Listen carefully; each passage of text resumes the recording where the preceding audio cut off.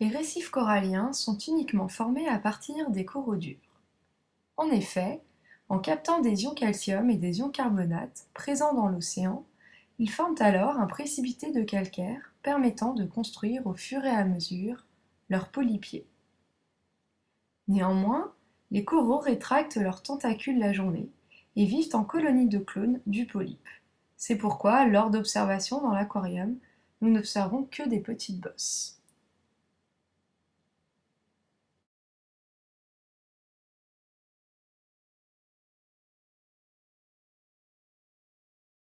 Dans cette expérience, nous modélisons la formation du calcaire créé par les coraux durs à partir d'une solution de carbonate de sodium et de chlorure de calcium.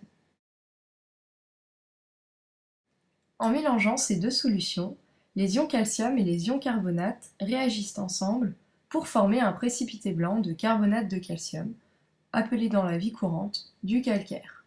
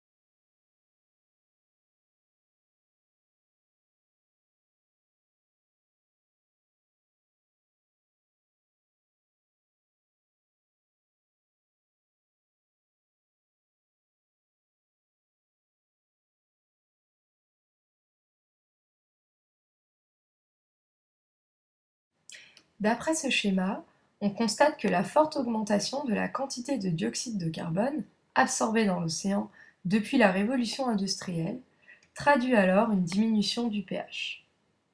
D'après les prévisions en 2100, bien que le pH de l'océan sera toujours basique, cette acidification entraînera néanmoins une diminution de la concentration des ions carbonates, indispensable pour la formation du calcaire par les animaux marins et notamment par les coraux durs.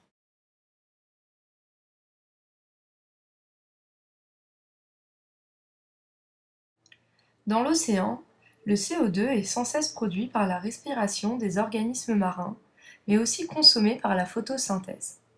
Cet équilibre permet alors la formation du carbonate de calcium par les organismes marins, comme les coraux durs ou encore les coccolithophoridés, responsables des falaises de calcaire d'Étretat. Depuis les années 20, la quantité de dioxyde de carbone excédentaire, produite par l'homme et absorbée par l'océan, a modifié cet équilibre en acidifiant l'océan et en déplaçant alors cet équilibre dans le sens de dissolution du calcaire.